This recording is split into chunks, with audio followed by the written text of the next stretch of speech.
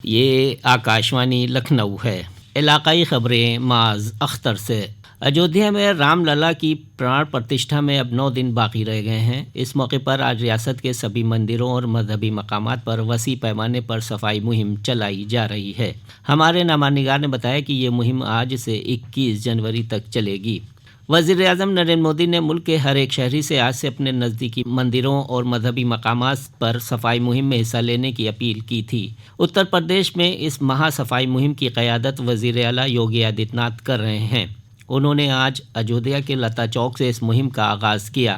صاف ستھری اجودھیا کی سمت میں ایک بڑا قدم بڑھاتے ہوئے وزیر اعلیٰ یوگی آدتیہ ناتھ نے آج اجودھیا بس اسٹیشن سے 50 ای بسیں اور 25 گرین آٹو کو ہری جھنڈی دکھا کر روانہ کیا۔ اجودھیا میں نو تعمیر دھرم پتھ اور رام پتھ پر ان ای بسوں اور گرین آٹو کو چلایا جائے گا۔ اس طرح کی 100 اور بسیں 15 جنوری سے چلنا شروع کریں گی۔ اجودھیا کے شری رام مندر میں 22 جنوری کو پران پرتشٹھا تقریب کی تیاریاں زور شور سے چل رہی ہیں۔ اس دن مختلف طرح کے ثقافتی پروگراموں، روایتی لوک کلاؤں اور مذہبی پروگراموں کا انعقاد ہوگا۔ اس انعقاد کو عالمی سطح کا بنانے کے لیے ملک بیرون ملک کے جانے مانے فنکار رام لیلا کو اسٹیج کریں گے۔ پران پرتشٹھا تقریب کو شاندار بنانے کے لیے ریاستی سرکار بھی متعدد پہل کر رہی ہے۔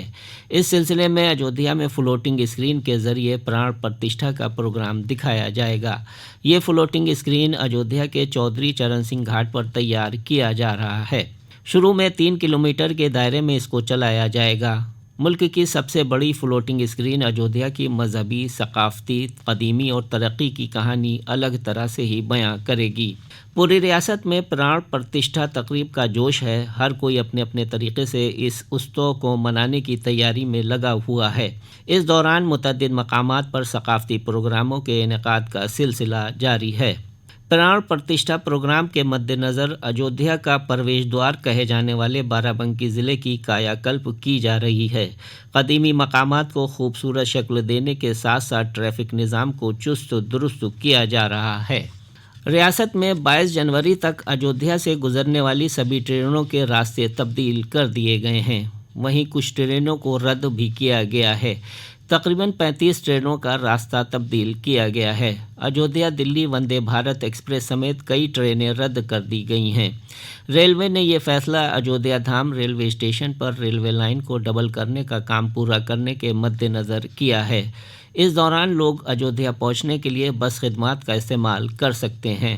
22 جنوری کے بعد عقیدت مندوں کے لیے اجودھیا پہنچنے کے لیے 100 سے زیادہ ٹرینیں چلائی جائیں گی۔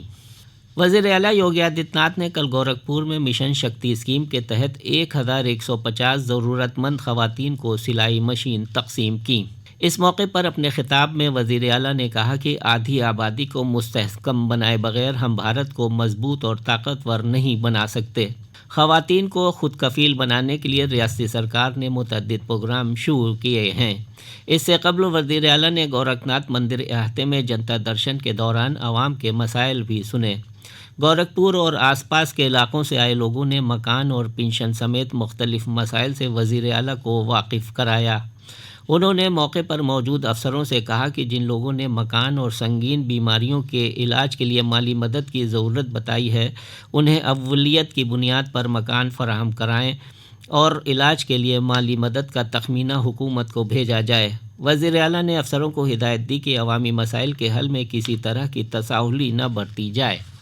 کھیل اور نوجوانوں کے امور کے مرکزی وزیر انوراگ سنگھ ٹھاکر نے اعلان کیا ہے کہ آئندہ 2 مہینوں میں کھیلو انڈیا اسکیم کے تحت پورے ملک میں 1000 کھیلو انڈیا مراکز قائم کیے جائیں گے۔